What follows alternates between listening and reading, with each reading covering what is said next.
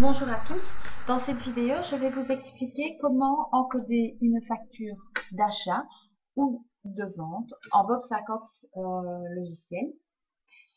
Donc la première chose c'est évidemment d'aller choisir le journal. Ici nous allons prendre le journal des achats pour encoder une facture d'achat, journal de vente pour les factures de vente, etc. Donc dans mon journal des achats, s'ouvre une fenêtre dans laquelle je vais encoder plusieurs informations. La première, c'est bien sûr vérifier la période sur laquelle donc vous allez encoder votre facture, donc en fonction de la période qui est utilisée sur la facture, de la date du document. Ici, nous travaillons en janvier 2013. La pièce sera d'office la pièce numéro 1 et le numéro se suivra au fur et à mesure des encodages. Le tiers correspond au fournisseur concerné.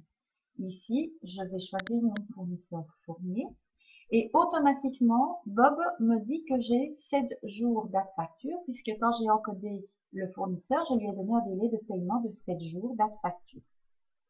Il calcule que si nous sommes aujourd'hui le 28 du 10 2015, la date d'échéance sera le 4 du 11 2015. Comme d'habitude, il nous faut absolument changer les dates puisque nous travaillons en 2013. La date est hors période, tout simplement parce que j'ai utilisé une date au mois de mai alors que nous sommes en période 0,1. Donc je vais mettre au 28 et vous voyez automatiquement la date d'échéance a été modifiée.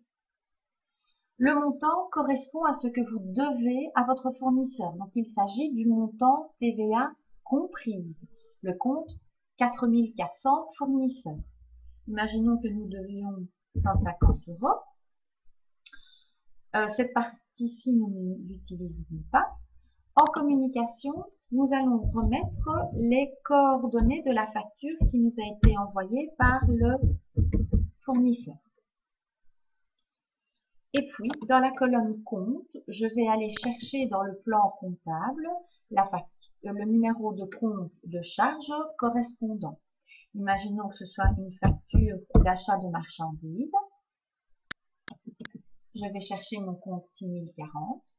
Automatiquement, Bob va encoder et calculer les informations.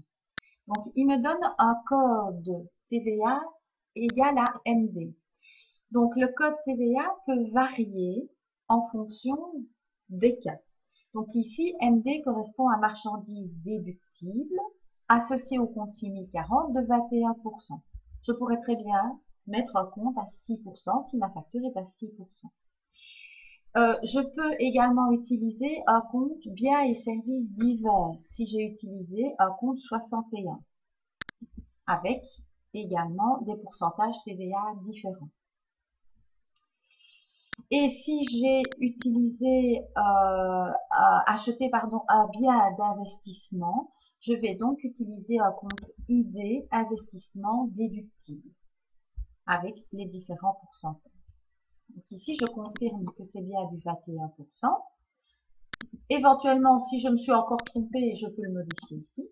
Et vous voyez que Bob a calculé automatiquement le montant hors TVA et la TVA. Le montant est bien confirmé. Ceci, la base plus la TVA, fait le montant final. Le solde est égal à 0. La disquette est allumée. Je peux confirmer mon enregistrement. Je peux toujours retourner dans la facture que j'ai enregistrée pour faire une éventuelle modification, tant que bien sûr je n'ai pas validé le journal. Vous voyez qu'automatiquement Bob est passé à la pièce numéro 2. Attention que le classement des factures avant l'encodage est très important parce qu'une fois que vous avez commencé à encoder, vous ne savez plus revenir en arrière.